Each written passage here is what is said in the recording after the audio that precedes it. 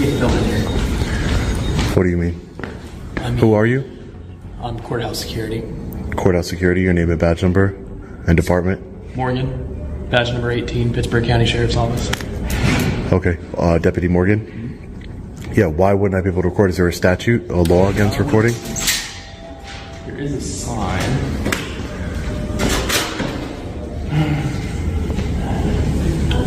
Yeah, signs really don't concern me. Anybody can make a sign. I could make a sign and put it on my chest and walk around saying I can record anywhere I want. You know, that wouldn't trump the law, would it? Right? You Just an ask from the commissioner that you get permission before you film on the courthouse grounds. Yeah, so I respect them trying to say that I need to ask, but I really don't respect it. But I don't listen to policy. I follow the law, sir, and you are law enforcement, and you're not policy enforcement, or you don't work at the behest of the commissioners. Commissioners can't just make law by stating something, right? Just saying that, can't wear a hat. A quiet confrontation begins in the shadow of a courthouse, where a citizen calmly questions the authority standing in front of him. The officer identifies himself as courthouse security, a deputy with a badge and a department, but the real issue quickly becomes something bigger than names and titles. It becomes about rights, about law versus policy, about whether a posted sign carries the same weight as a statute. The camera keeps rolling as the citizen explains that signs are not law, that policies are not legislation, and that permission slips do not override constitutional protections. Tension builds, not through shouting, but through steady logic and unwavering confidence. What unfolds is a reminder that in public spaces, freedom does not require approval, and that understanding the law is sometimes the strongest form of resistance. Inside of the building, or certain people, certain colors, or, it's a slippery slope, right? So let's be careful about enforcing policies when you're law enforcement. Just take some pictures and video here, that's all. Okay, what for? I'm an independent journalist. I'm just working on a story here for the county. All right, you have a good day. You too, thank you. How's it going, sir? Hey, did you see the sign up front? There's no filming in this building. Who are you, sir? I'm Deputy Fur. Deputy Fur? Pittsburgh County Sheriff's Office. With what sheriff's office? Excuse me. Pittsburgh County. Pittsburgh County Sheriff's Office. Yeah, there's a sign up there. Did you call the number? No, I didn't call the number. I saw the sign. Yeah, I did see the sign when I walked in. There's no statute associated with that sign or any sort of... It's like a courthouse law, or not law, rule or something. A courthouse rule? Yeah. Do you have a rule? The conversation widens as the citizen warns about the danger of selective enforcement, how easily policy can slide into discrimination if no one questions it.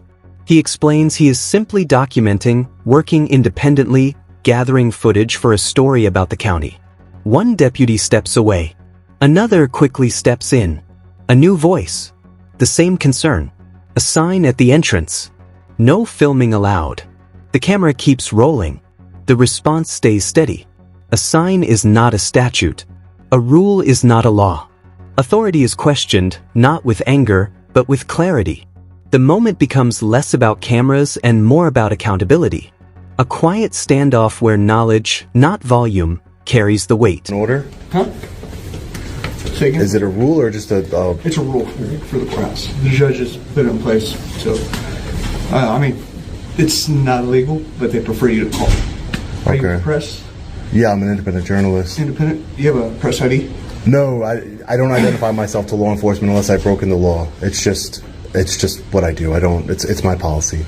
Okay, my company's policy. Do you have an identification on you? A driver's license? Yes. No, I do. I'm not going to surrender it to you at this time, only because I have a Fourth Amendment right not to, and my choice not to. That is your right. Yeah, I just don't want to identify. You have a name or something? Yo, my name is Sean. Mm-hmm. Sean? Mm-hmm. Yeah, last name? Just Sean. Just Sean, yeah. Just Sean? Okay. It's not that you're doing anything illegal times these days. The exchange slows, but the tension never leaves. The rule is described as preference, not law. The judges would rather people call ahead. Nothing illegal. Just expected. The citizen calmly explains he is independent press, that credentials are not required to exercise a right, and that identification is a choice, not an obligation. He acknowledges he has ID, but chooses not to surrender it. Not out of hostility, out of principle. A single first name is offered. Nothing more. The deputy softens, mentioning the times we live in, the stories on the news, the fear that shapes modern encounters.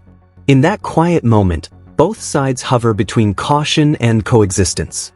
I'm sure you've seen the news.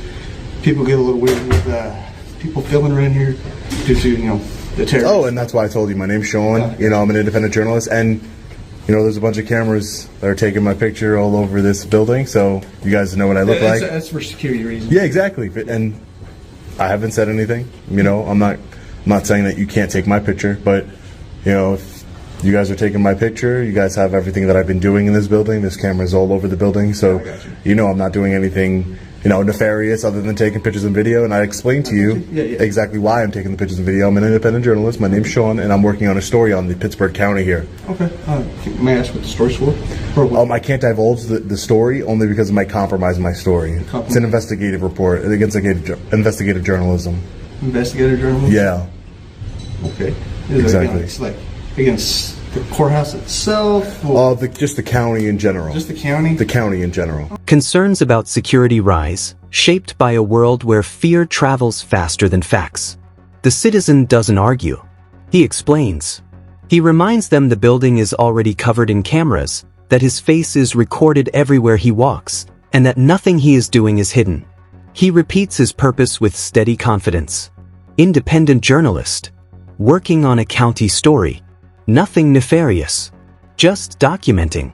When asked for details, he draws a clear line. Investigative work requires discretion. Some things can't be shared without risking the truth itself.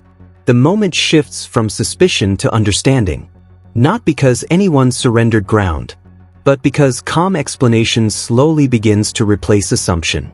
Mm-hmm. You haven't tried to, overstep your authority in any way. You can ask for ID all you want, but I can politely decline. Only, like I said, I'm not trying to be difficult. I don't think that is difficult. I think it's just, a citizen exercising his rights is never a bad thing, especially for someone like you who took an oath to uphold those rights, Yeah, that's true, yeah. So, before I leave, I'll get you that information. I promise you, all right? Thanks, Deputy Fur. Thanks, Sean. Appreciate you. Be safe. Thank you. Thank you. Thank you, sir. Hey, Sean. Yes, sir. Can you come here and talk to me for a minute? Yeah, no problem. What's going on? Our higher powers asked us to have you stop recording. If you do not stop recording, we're going to have to charge you with obstruction and then take Obstruction of what? obstruction of justice, since we're asking you to stop recording. Can I speak to a supervisor? Yeah, I can get that arranged, man. Yeah, I would like to speak to the supervisor because I think you guys would be making a big mistake. I was ready to actually leave. The conversation takes a respectful turn. The citizen acknowledges the deputies have not overstepped. He explains that being asked for ID is one thing, but declining is his choice. Not to be difficult, not to provoke, simply to exercise a right. He reminds them that rights exist for a reason, and that law enforcement swears an oath to protect them. A moment of mutual respect settles in. Then the tone shifts. A request from higher up.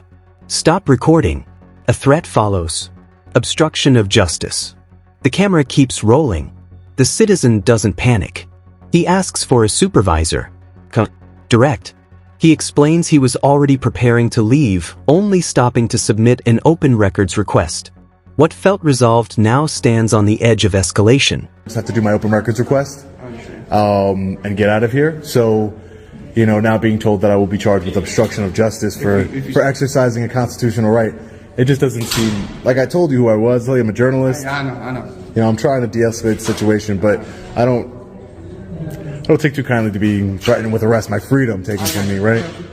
So if I could speak to a supervisor, that'd be perfect. Yeah, we're getting in contact with one right now. Because, like I told you, I already went through excuse me, ma'am. I already went through the entire building, and I'm here at the county clerk to do an open records request, as is my right for public information.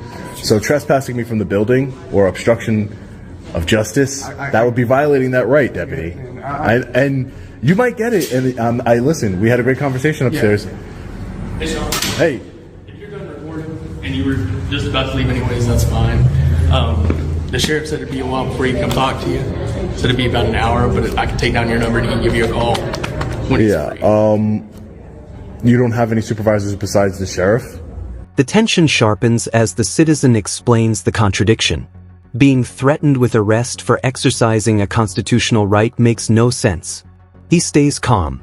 He states his purpose again. Independent journalist. Open records request. Public information. All lawful.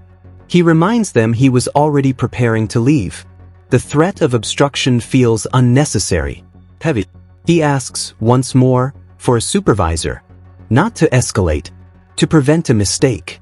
The deputies try to slow things down. They reference higher command. They suggest waiting. An hour. A phone call later. The atmosphere becomes thick with uncertainty. What started as a simple act of documentation now hangs in a fragile balance.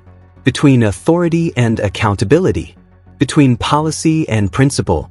And in that quiet standoff, the camera keeps recording. I do, yes, but he's at the top. He said he would like to speak with you if anybody. Yeah, so I was going to record and grab my open records request, as is my right for public records and documents. There is no law. I'm just letting you know. I don't know if you want to call your sheriff one more time. Obstruction of justice, that doesn't apply here. And as much as I don't want to take the ride with you guys, this sounds like something I'm probably going to have to take the ride with, because at the end of the day, you're violating my rights. You're violating my rights. I'm not doing anything. I'm not causing a disturbance. I'm not breaking any laws. Obstruction of what justice? What am I doing? I've been polite with both of you. I haven't done anything wrong. Huh? I gotta have to do my open records request, and then I was going to be on my way. Okay, but I want to speak to you. That is your listen. I can't tell you where you can and cannot go. The same way I want you to respect my rights, I respect that you can. If you want to waste resources on a man with a camera that's not a danger to anybody, that's your department's decision. But as far as arresting someone for peacefully exercising their rights, that would be The standoff reaches its breaking point. The citizen states it plainly. There is no law being violated. Obstruction does not apply. He repeats his intent. Record. Submit an open records request. That's it. He explains that arresting someone for peaceful, lawful activity is not enforcement. It's infringement. He doesn't raise his voice. He doesn't threaten. He stands firm. He points out the reality. No disturbance. No crime. No danger. Just a man with a camera. He acknowledges the power imbalance, even accepts that he may be forced into custody. But he refuses to pretend it's justified. In that moment, the camera captures more than footage. It captures a test of principle. A line between convenience and constitutional duty. big mistake by your department, and I'm telling you, I don't want to have to go through this, go to civil court. It's not what I came here to do. I came here to spread education on our rights, and I came here to exercise my rights. And you took an oath, both of you did, to uphold my rights and to uphold the United States Constitution. That's why I'm a little confused here. So your sheriff should really understand what he's trying to get you guys to do. Because following orders is one thing, right? Because you could say all the Nazis in Germany following orders, right? It comes to a point where, your following orders is not good enough. Guys got to do better than that, So I have a right to speak to a supervisor. I would like to speak to a supervisor. I don't need to speak to the sheriff of the entire county. I would like to speak to a supervisor. I'm sure it's your policy and procedure, sir, to get a supervisor here when a member of the public is requesting it. Because I want to clarify exactly obstruction of justice for what. I'm not familiar with the state statute, but I can guarantee you it does not apply here for a man peacefully. I'm not disturbing any business. Taking someone's freedom away from them is a serious thing. And you guys are entrusted with that authority, and it shouldn't be abused at all. It's just ridiculous.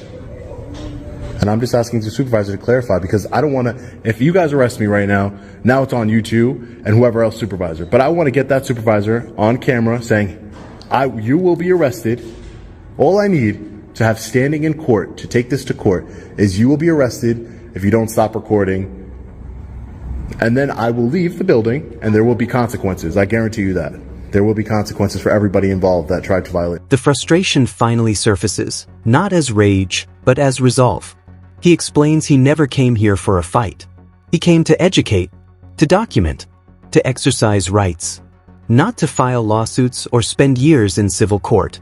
He reminds them of their oath, the Constitution, the responsibility that comes with a badge.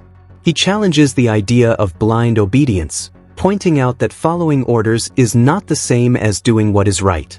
He asks, again, for a supervisor, not the sheriff, not a distant authority, a supervisor on scene, someone who can explain, on camera, how a peaceful man with a camera becomes obstruction of justice.